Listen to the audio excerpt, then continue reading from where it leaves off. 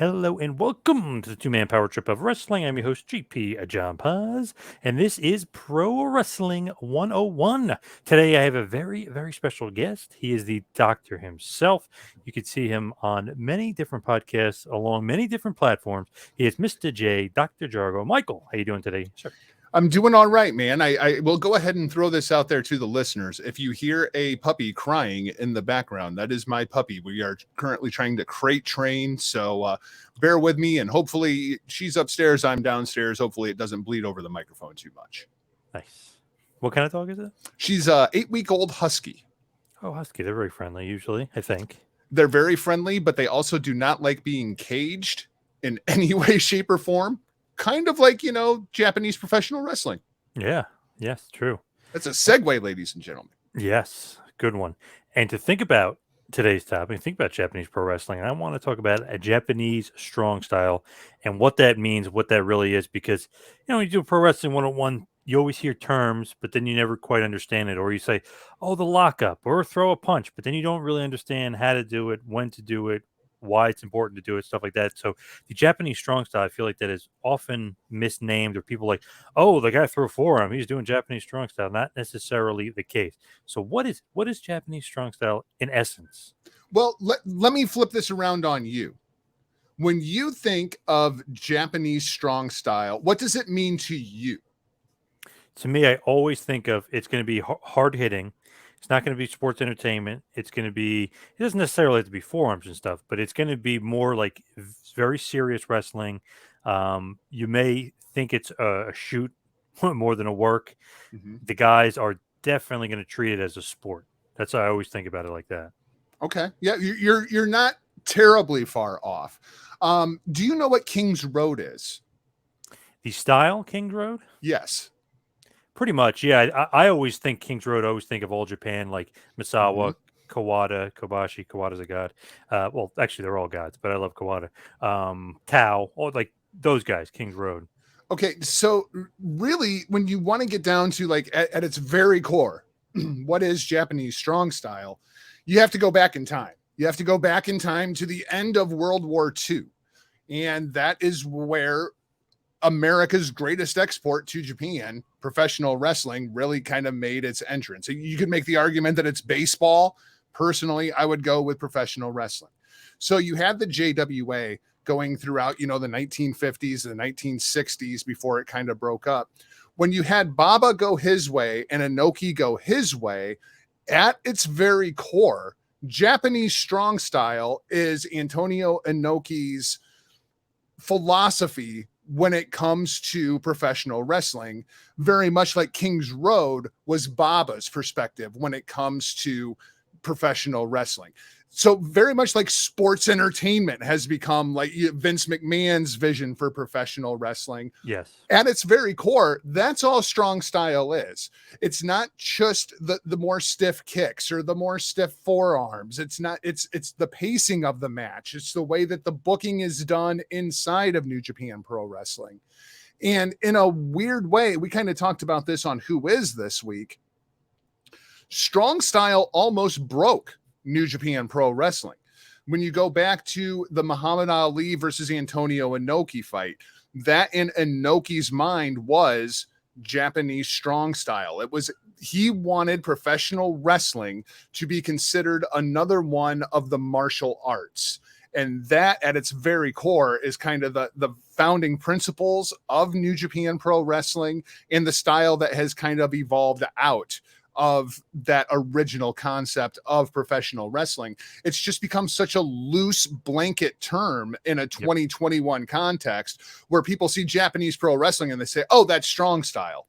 Well, no, not really. Not if you're watching All Japan, not if you're watching Pro Wrestling Noah, not if you're watching any of the Joshi promotions. Strong style is New Japan Pro Wrestling. Okay, interesting. I always thought people were thinking strong style, King's Road, combining them both, Japanese strong style. Like that, the actual style that they're wrestling. Right.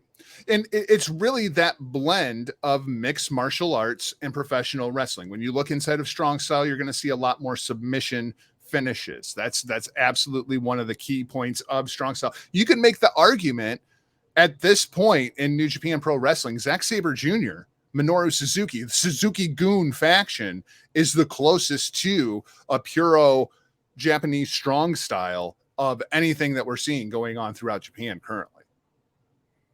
I feel like everyone kind of thinks that they could do strong style too. I mean, it doesn't always resonate or it doesn't always translate to the American culture, right? Yeah, no, absolutely. Completely agreed. And the thing about strong style, when you look at Japanese professional wrestling as an art, right? There's a couple of things that are the very, very foundations of Japanese professional wrestling. Number one, you don't really have the whole face heel dynamic. Yes, there are faces. Yes, there are heels, but it doesn't dictate the booking. Everything is done more in that sports like presentation, much closer to what we see inside of like a modern day UFC with the ranking system. You have the sports teams, Los Ingobernables, Chaos, Suzuki-gun, those then unaffiliated. And that's even bled over like into Stardom, where basically everybody is a member of a faction. Everybody's on a different team. And then it's the underdog, right? And you see this a lot in championship matches where you have somebody like Kazuchika Okada, who was champion for 720 days. Kenny Omega becomes the hottest thing in Japanese professional wrestling, right? Everybody's behind Kenny Omega because he was the underdog in that matchup with Kazuchika Okada. You pull for the underdog, the guy that you don't think is going to win. And then as soon as Omega climbed that mountain, he finally beats Okada. Then you notice that everybody kind of turned against Kenny and everybody's pulling for somebody to beat Kenny. It's just a very, very different principle inside of the booking, inside of the philosophy that is New Japan Pro Wrestling, especially versus what we're used to here in the West. With strong style, I think that one thing also that you always hear and see, it's like, oh, but you should see this guy in Japan. He's a better wrestler. Let's just use Hogan, for example. Like, oh, but if you saw him in Japan, why is that? Like, why do we sometimes say that? Or even Omega. We'll talk about Kenny. Oh, he's better in Japan. Maybe not against Danielson. That's a different story for a different day. But he's better in Japan. He's better against these guys. Why is that people always say like, oh, the work is better in Japan. The guy is better. His matches were better in Japan. I think it's because there's so much more emphasis on the professional wrestling aspect versus the entertainment aspect. I mean, to me, probably a better example even than Kenny is AJ Styles. When you watch AJ's run inside of New Japan versus what he has been doing inside of the WWE, he changed up the pacing a little bit. You watch that Bryan versus Omega match. That was very strong style in the presentation. You have the feeling out period. Things are a little bit slower. You're getting a lot more technical wrestling, a lot more reversals, and then things amp up as you get towards the second half and that last quarter of the match. When you watch these classic New Japan matches that are, 38 minutes, 45 minutes, Okada and Omega going 60 for a draw.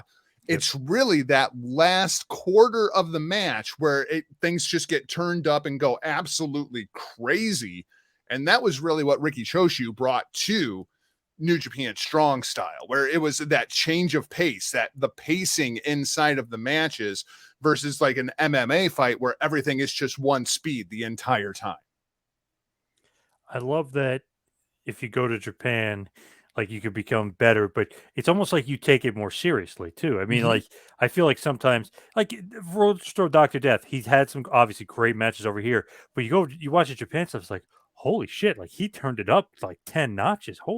Like whoa, like he's awesome. I love him, but then you see him in Japan, like wow, that's match of the year. Wow, how the hell? Whoa, he's a different beast, an animal Well, over there. and there's so much of that that's just the presentation of it, right? Right. Because when you watch American wrestling, the wrestling is really the third most important part to any WWE match, right? You have to maintain your character. You have to know where all the cameras are, which is why NXT originally existed, was to train this independent talent where all the cameras were, how to work a WWE style. And then it gets to the wrestling. If you watch New Japan, the character work doesn't take a whole lot of work because the person is their character. That person's personality is their character.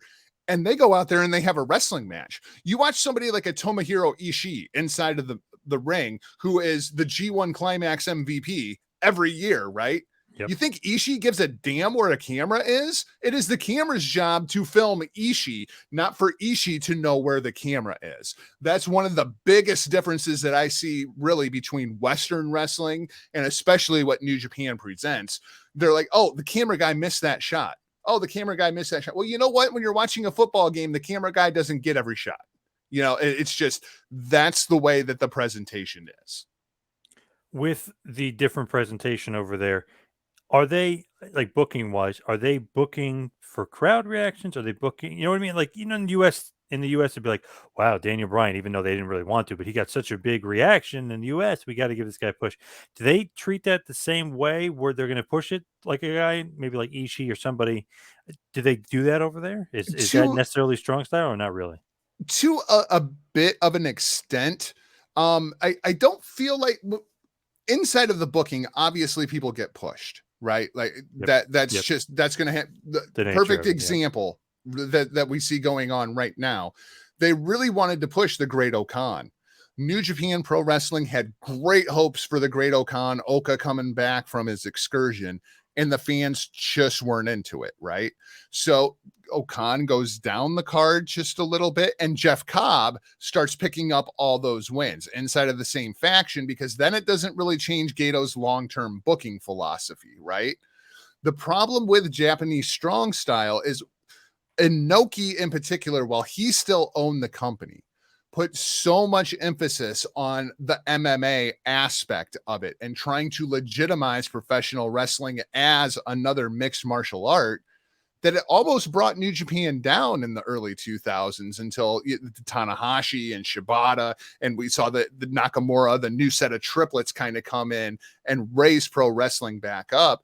The obsession with strong style and the obsession of making professional wrestling more of a mixed martial art almost ruined New Japan, because Inoki wasn't paying attention to the crowd reactions. Inoki didn't really care. He was just going to do what Inoki wanted to do with his company. And it almost brought New Japan Pro Wrestling down. What we see inside of the modern context with Gato booking, I think you do see a lot of the Western principles that Gato and Jado learned when they were over here working, especially for Paul Heyman in that 90s ECW, kind of what we see inside of the New Japan booking right now, with the more foundation of strong style underneath. And of course, the other aspect of professional wrestling, beat Whitey. Of course. And that's the honest to God truth. I mean, when you look at New Japan booking, right, going back to right after World War II, really just Japanese booking, the entire like basis was beating up the gaijin wrestlers, right? Right, I the mean, like, gaijins are all the heels, all the they're villains. all the bad guys because look at what they have done to our country, and we have to cheer our hometown supporting hero, right? It's not that different than what we saw in the territories, but the underlying principles of it very much were. What does gaijin mean? Foreigner? Is that just what it Foreigner. means? Yep. Okay. Because you always hear that over and over and over, and you always think like white guy, but it could be another foreigner. It could be anybody that's just not Japanese. Bad Luck Fale Yeah. is technically a gaijin wrestler, being from New Zealand. Yes. I feel like with New Japan, especially in that area you're talking about with the MMA, they would put legitimate fights in with the wrestling, Mhm. and then sometimes they'd have legit fighters like Don Fry and put him in a wrestling match. So they were trying to, with the strong style, like mix and match, but try to make everything look like a shoot. Yeah, But very with much some of the so. stuff, obviously, it worked. So, like, I remember I interviewed Don Fryer a few years ago. He was saying, like, he legit broke Inoki's ribs in a match, and like stuff like that would happen. But it was just weird. Like earlier in the night, you had wrestlers that were legit MMA guys having legit MMA fights. So Right. weird thought process there. Well, I mean, to me, one of the weirdest thought processes, and people talk about this all the time. One of the things that the Western audience hates about Japanese strong style is the fighting spirit spot, right? Where Yeah. guys just stand in the middle of the ring and they trade forearms, because it makes absolutely no logical sense. Why would you do that? Why are you just going to stand there and encourage your opponent to hit you in the face? Right? It doesn't make any kind of logical sense. You go back in history, look at what Inoki was doing.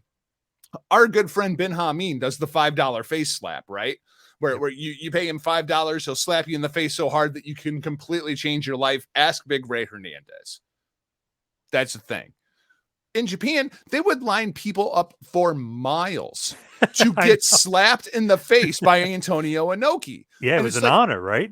absolutely. And the thought process was that with that slap, Antonio Inoki would transfer some of his fighting spirit and his greatness into you and your life. While that sounds completely ridiculous, it really makes sense when you think about it from the Japanese culture and their perspective. I feel like that's just great though. It's like they're trying to get his, his essence, his aura, like Right. whatever he's got. They're trying to get that, but they'll take a slap in the face as like an honor. A hero means Yeah. you take a slap in the face, and it's like, what the hell? Yeah. Well, I mean, these are the same people that practice seppuku, right? Like, and basically, what that it would be suicide by the samurai warriors. They would actually take their samurai swords and cut their guts open and let everything just kind of fall out. That's how they would commit suicide. And the thought principle was that the soul actually resided in the stomach. So they were setting their soul free before they could be captured or killed inside of combat.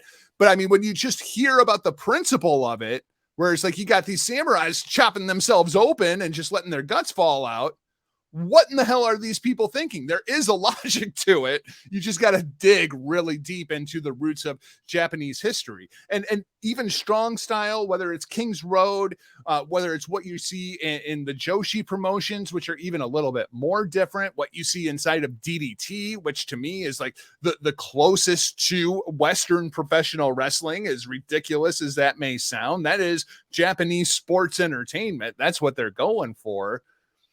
Everything is found in underneath of those rooting principles of the Japanese culture. And to make any kind of logical sense of it, you really have to dive into, 1700s Japan to really make logic out of the culture and the people and the style of professional wrestling that has kind of evolved out of it. The forearm spot that we were just kind of alluding to a little bit before, where the one guy elbows forearms the other guy, they go back and forth.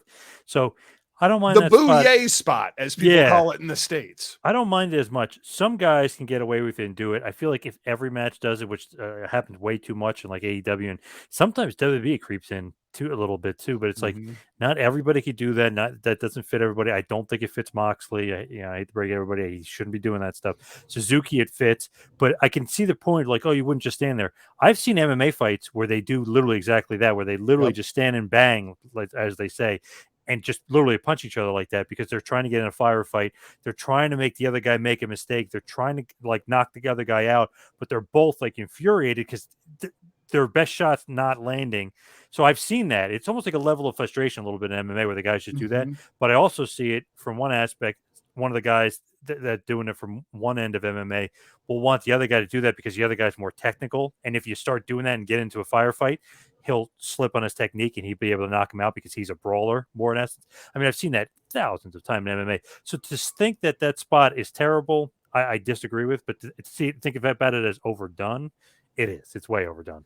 It's absolutely overdone, and it's way overdone inside of a New Japan context Yeah. too. If Where Ishii's doing it, don't have somebody else do it later in the card. don't and you don't. There's no reason El Phantasmo should be in a striking match with Minoru Suzuki. Yes. Right? Like it just doesn't make any kind of logical sense, except for, Suzuki completely no selling it and knocking Phantasmo on his rear end every time he tries to do it.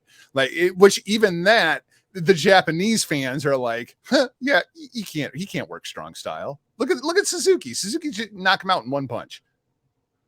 Yeah. Absolutely. Oh my God. Absolutely. I feel like too, a lot of the American fans don't understand who some of the Japanese guys are or why they're popular. I know over here it might be more of a niche audience, but let's say a Ring of Honor or whoever, that's a good little niche where they were drawing 3,000 fans or, Mhm. more fans than they're drawing now when they'd bring in the New Japan guys. So Right. there is definitely a niche market. It's not as big as WB or something like that. But I noticed a little bit of interest in some of the guys when AEW brings them in. I feel like Kenta was really hurt by being a Hideo Itami. There's no doubt about it. I Yep. mean, that hurt him as far as being a draw. But Suzuki, the pop that he got, there was definitely interest in there. It's not like breaking records or numbers here. I mean, he's 53 years old, but he's a huge legend in MMA. He's literally a pioneer, and he's a huge wrestling legend. So to me, it's like some of the guys draw, some of the guys don't. Some of them are very important. some of them aren't. Like when Kobashi years ago came over for ROH, I mean, I wish they were Clearly. running bigger Yeah. buildings, but they were huge shows for them. So there is definitely interest in the Japanese wrestlers. I think that a lot of fans just don't know or aren't familiar. The American fans aren't familiar with the Japanese wrestlers. Well, and it's one of those things. One of the most infuriating things to me watching a Minoru Suzuki match is when he gets somebody in the choke and then he releases it and goes for the gosh, and then he doesn't end up hitting the gosh, right? And this Right. happens way too often in New Japan Pro Wrestling. But there is even a logic to that. And we're seeing it right now with Zack Sabre Jr. If you watch his matchup with Tetsuya Naito that took Naito out of the G1 Climax, the submission is such a huge part of the mixed martial arts and how it has been incorporated into professional wrestling in Japan. But a typical submission hold lasts for about 3 seconds. And then they start transitioning to another submission hold. And then they'll transition to another submission hold. About 3 seconds is all you're going to get. Whereas it's not uncommon to see Jericho put somebody in the walls for a minute and a half. It also explains Kazuchika Okada's strange obsession with the damn money clip. It's like just Rainmaker the dude, right? Just like take his freaking head off Stan Hansen style. Just do it. And instead he goes for this lame ass submission moves that shows more light than you'll see going out at 3:00 in the afternoon. And everybody, why does he keep doing that? Because of the submission aspect of Japanese strong style. And that's why you always get a very polite clap from the Japanese audience when he puts the stupid move on. We as American wrestling fans in particular, we have to stop looking at everything through a Vince McMahon lens, especially now with New Japan gaining popularity, with AEW gaining popularity. One of the things that I hear people rant and rave about is, well, they're not following the rules in this match. Well, what rules? I mean, because the rules are different in Mexico, the rules are different in Japan, the rules are different in most of the independent wrestling promotions versus what's going on in the WWE. We look at everything through that Vince McMahon lens because it's the only thing that we've had for 20 years. With like Inoki and Strong Style and everything that was going on, who were some of the better guys? Like if somebody wasn't a fan that they wanted to get into it or saying like, oh, I'll give him a shot, I'll give him a chance. Who were some of the best guys? Going back to like the beginning of the company, or you can go to start in the 2000s, whichever you'd like. Well, I mean, everything has changed, right? When Ricky Choshu came along, and Ricky Choshu changed so much of the Japanese style, especially when he took the book from Inoki. That's when we started seeing a lot more higher paced stuff. We saw the rise of the junior heavyweights. And now we have this kind of the graduation where you go from like Kota Ibushi. You start off as a junior heavyweight, you graduate to heavyweight, right? Finn Balor or Prince Devitt. Yep. Absolutely. And so we have seen so much of that junior heavyweight style, Will Ospreay, now incorporate itself into the heavyweight championship wrestling style that is strong style. So for me personally, I really start with the Choshu era. It's great to go back and watch stuff from the Inoki era. It's great to go back and watch Brody matches in Japan. It's great to go back and watch the Stan Hansen matches, even the Hulk Hogan matches. You brought up Hogan. Why was Hogan so much better in Japan than he was here in the United States? It's because of the presentation, right? You're not going out there and holding your hand up to your ear and waiting for the crowd to cheer, brother, because they're not going to cheer that. They're going to go out there and they're going to cheer you transitioning from a single leg crab into, some kind of an arm submission and then working your way over to the neck, much more like an MMA fight. So you have to do so much more. You have to have so many more moves. John Cena in Japan would not have worked. Like the 5 moves of doom, he would have just been a regular guy. You have to have a large repertoire and people want to see all of it. It's kind of like the Mr. Get My Shit In guy, right? Mm-hmm. It's kind of because of the Japanese style where they're going out there and every guy's got, 30, 40 moves that they're trying to fit into a 15-minute match, except for Minoru Suzuki. I feel like with Hogan too, it's like you're not going to do the leg drop, you're going to do the axe bomb or clothesline. Like there's moves over there that get over, and they don't necessarily get over as much here, or vice versa. Yeah, absolutely. I mean, look at Stan Hansen just taking people's freaking heads off. you know. And I think Hogan was really going for that kind of a presentation, especially when he first got over there. And JBL copied that clothesline. Oh yeah, clearly the clothesline from hell was he just walked up to Steen Hansen's pocket and took it right out. There's other great guys that I think people may or may not be familiar with, like through the years of it, just strong style. Obviously, Vader is one that always sticks out to me because he made such a presence over there, and that kind of made his own bully strong style, where it was a little bit different. But Fujinami, Yuji Nagata, Chono, Muda to an extent, Shinya Hashimoto. I mean, there's a bunch of great top tier Japanese wrestlers through the years. I think if you want to see the best examples of Japanese strong style, going back and watching Hashimoto matches, like I feel like that guy had it down to a science. Everything from the pacing to where you put in the high spots to when you slow it down. I love watching his work, and he's one guy that for some reason feels like he's kind of gotten lost in the shuffle when it comes to the American fan base looking at Japanese professional wrestling, and I'm not really sure why that is. Doesn't make sense because if you look like, okay, who's the most popular Japanese wrestler ever? Hashimoto's up there easily. Yeah, Got to be. absolutely. Who's the biggest draw in New Japan history? Oh shit, Hashimoto had some of the biggest cards ever. It's like weird that he isn't more appreciated.